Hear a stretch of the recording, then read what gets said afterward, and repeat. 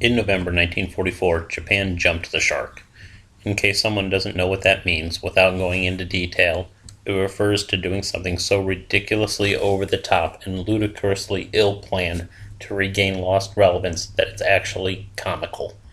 In this case, they commissioned the incomplete 68,000 plus ton carrier Shinano. Originally started May 4th of 1940 as the third battleship of the Yamato class, work was suspended in December 1941 when about 40% complete, under the belief that the war would be over before she could be finished. After the Battle of Midway, it was decided to complete her as a giant armored forward-deployed carrier, ostensibly working with the equally goofy hybrids Issei and Hyuga. The rough idea was they would sail well ahead of the main carrier fleet. The hybrid scouts would locate the enemy, maybe even attack. Presumably everyone here is heading directly toward each other. The main fleet of carriers would launch their strikes outside the range of enemy planes and would overfly this group to attack.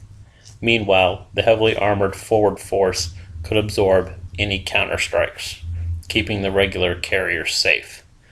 The aircraft, then being at such long range that they couldn't make it back to their own carriers, would instead land on Shinano. There they could refuel and rearm to re-attack. The hybrids could close in and use their battleship guns to finish off any wounded stragglers. Does this sound essentially like the Japanese plan at the Battle of the Philippine Sea to anyone?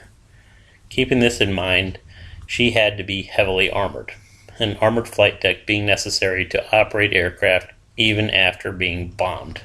It, and Midway, also explains why she had openable hangar sides.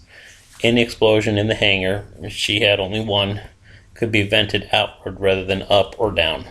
Also, any combat-damaged aircraft in the hangar that was unrepairable could be pushed overboard from there to make room.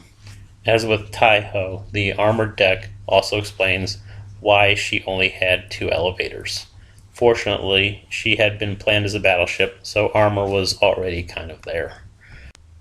This also explains why, even though theoretically capable of carrying 120 aircraft and storing vast amounts of fuel and weapons, her own air group was only about 50. Transiting aircraft would take up the slack. Also, aircraft were planned to be refueled and rearmed on the flight deck as well as the hangar. Like Taiho, she had a combined island and angled funnel that was offset to clear the flight deck.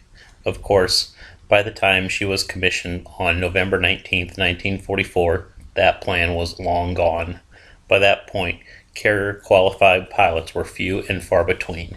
U.S. submarines had shut off the tap to the East Indies oil, and most of the surface fleet was banged up or worse. The U.S. surface fleet, meanwhile, went where and when it wanted, while U.S. bombers could reach the home islands. Again, when commissioned, she wasn't even complete. Most seriously, and what ultimately doomed her, was the inability to seal compartments watertight. This meant, when hit, there was just no way to stop progressive flooding.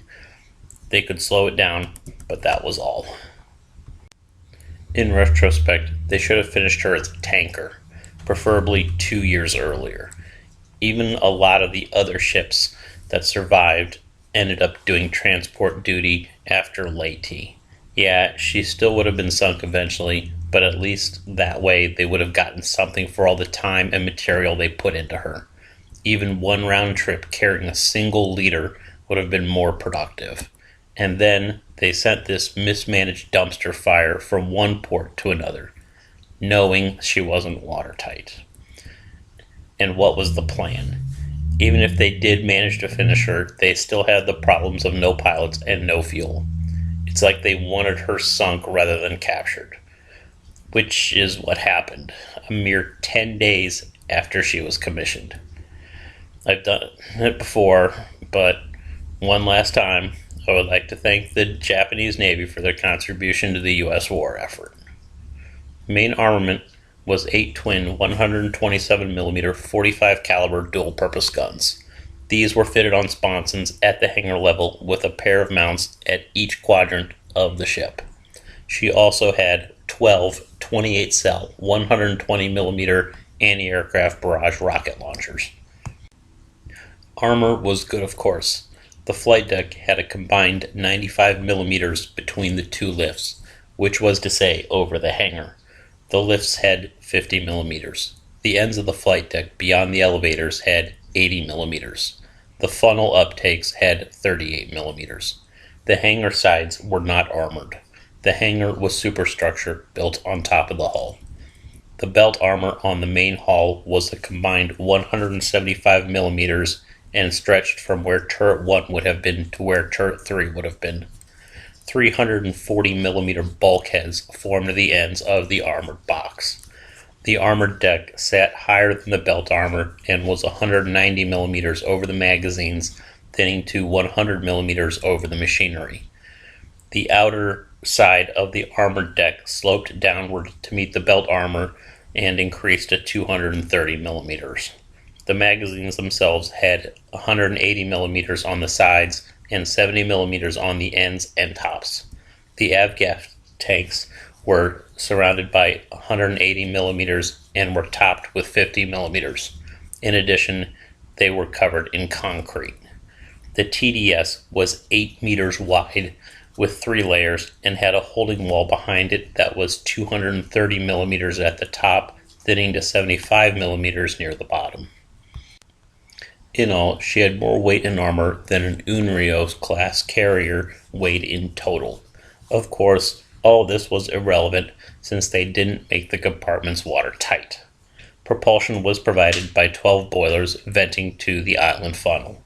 These provided steam to the 4 turbines, each running a propeller for 150,000 horsepower.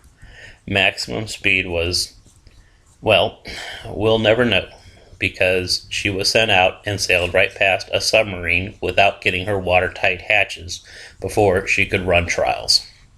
She had 1 rudder. The flight deck was 256 meters by 40 meters. The front elevator was 15 meters by 14 meters. The rear elevator was 13 meters squarish. The hangar was 167 meters by 33.8 meters and was 5 meters high. She had 2 Type 21 and a Type 13 radar. Air complement was 0. She never had an embarked air group in her whole 10 days of service. They were too busy being dead or training to be dead. Modifications? She wasn't even finished and was sunk so fast it made Blucher look like a stalwart veteran. In fact, considering how much went into her versus the material shortages versus how long she lasted, I would say she was the worst warship ever.